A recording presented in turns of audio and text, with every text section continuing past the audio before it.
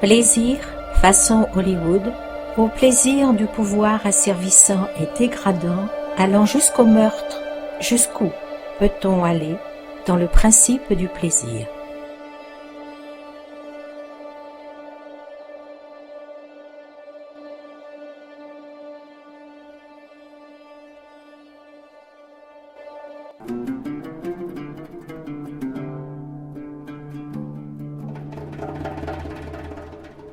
Les êtres vivants recherchent ce qui satisfait agréablement leurs besoins et leurs désirs.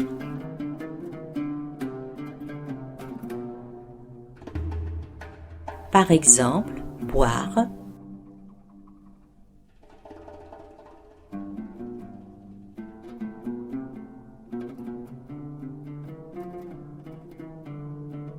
manger,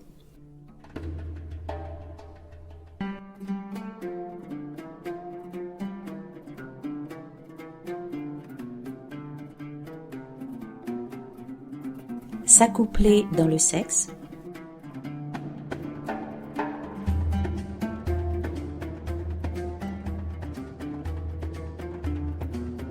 danser, chanter,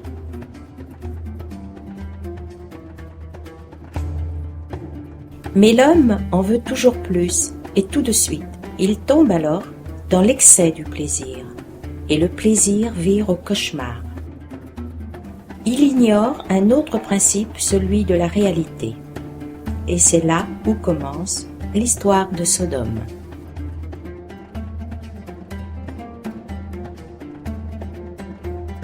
Après le retour d'Égypte, Abraham laissait le choix de la terre à Lot.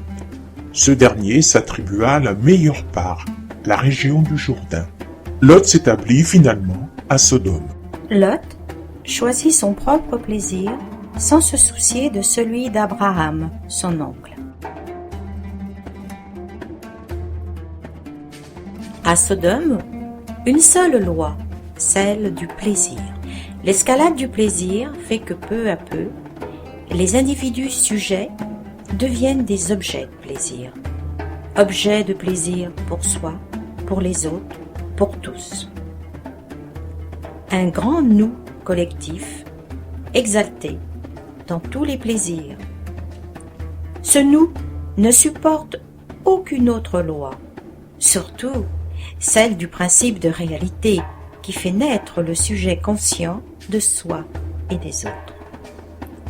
Lot, élevé par Abraham dans le principe de réalité, a une faiblesse pour celui de plaisir, d'où son choix de Sodome.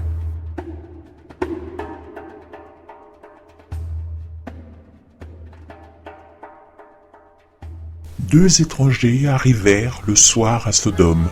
Lot les vit, alla à leur rencontre et se prosterna. Il dit : « Je vous en prie, venez chez moi pour y passer la nuit. » Ils dirent : « Non, nous passerons la nuit sur la place. » Mais il insista tellement qu'ils vinrent chez lui. Lot leur prépara un repas.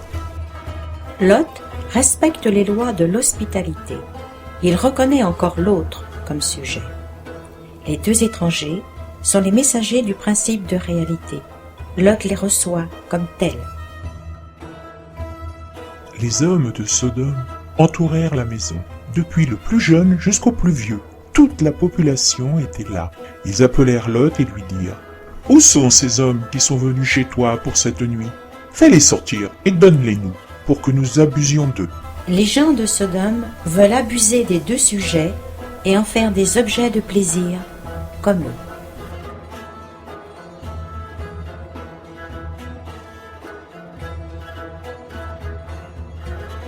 Lot sortit. Il leur dit : « Je vous en prie, mes frères, ne commettez pas cette mauvaise action. Voyez, j'ai deux filles, elles sont vierges. Je veux bien vous les faire sortir et vous les traiterez comme bon vous semblera, mais ne faites rien à ces hommes, puisqu'ils sont venus s'abriter chez moi. » Ils lui dirent : « En voilà un qui est venu résider chez nous, et il voudrait faire la loi. » Lot refuse et propose ses deux filles, respectant ainsi les lois de l'hospitalité, jusqu'à donner la chair de sa chair. Lot ne voit pas ses filles autres que lui-même. Ils bousculèrent Lot et s'avançaient pour briser sa porte. Mais les deux hommes, qui étaient dans la maison, étendirent la main et firent rentrer Lot, puis ils refermèrent la porte. Ils rendirent aveugles tous les gens de Sodome, si bien qu'ils ne trouvaient plus l'entrée. Les deux étrangers rendent aveugles tous les gens. En face du principe de réalité, Sodome ne veut pas voir les lois de la vie réelle et se heurte à elle.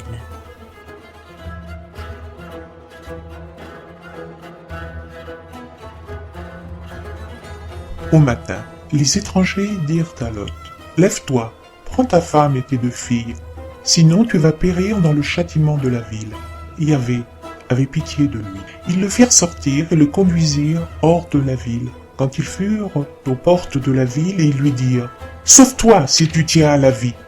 Ne regarde pas derrière toi, ne t'arrête nulle part dans cette plaine. Sauve-toi vers la montagne, sinon c'est la mort. »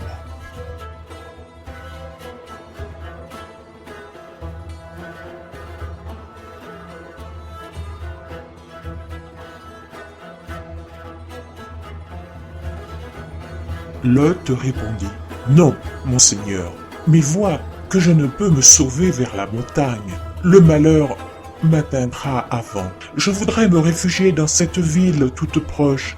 Tu vois, elle est sans importance. » L'autre lui répondit, « Une fois encore, je t'accorde ce que tu me demandes. Je ne détruirai pas la ville dont tu parles. Dépêche-toi, sauve-toi là-bas. Je ne peux rien faire tant que tu n'y es pas arrivé. » Lot se connaît bien. Il sait, trop haut pour lui, l'élévation que demande la montagne. Il choisit Soar, une ville sans importance, qui ne fait pas du plaisir son Dieu, mais qui le banalise. Le soleil allait se lever sur la terre lorsque Lot arriva à Soar. Alors Yahvé fit pleuvoir sur Sodome et Gomorrhe du soufre et du feu qui venaient du haut des cieux, de chez Yahvé. Il anéantit ces villes et toute la région, ainsi que tous les habitants de ces villes. Trop de plaisir finit par être source de souffrance et de torture, conduisant l'être à la mort.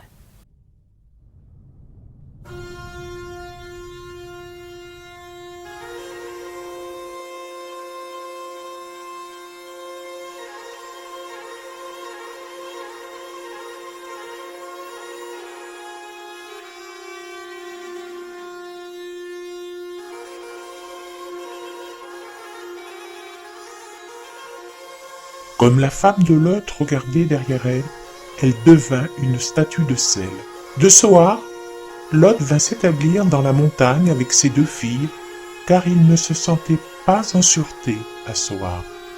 La femme de Lot se retourne vers le passé du plaisir et reste pétrifiée sur place entre les deux appels sur sa route.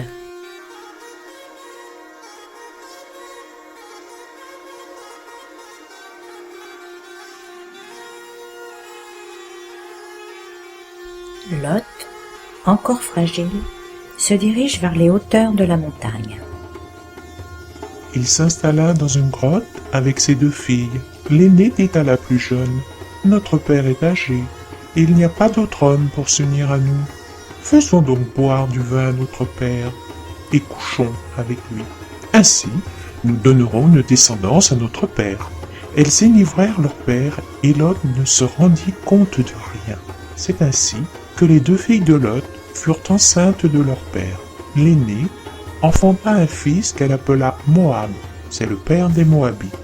La plus jeune enfanta un fils qu'elle appela Ben-Ami, c'est le père des Ammonites.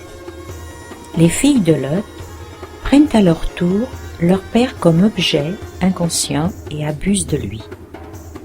Les deux peuples qui en sont issus feront obstacle à la marche du peuple élu de la Bible, celui qui, dans ce livre, nous montre la difficile voie vers le grand tout autre, le « Je suis ».